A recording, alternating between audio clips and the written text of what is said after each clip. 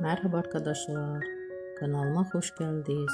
Sevimli oyuncularımız Can Yaman ve Demet Özdemir'den yeni videolar bugün sizler için hazırladık.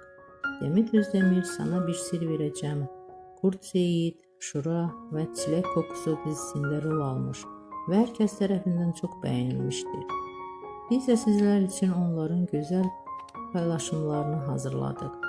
Bu videoların devamı gelmesini istiyorsanızsa kanalımıza abone olup yorum yazmayı unutmayın.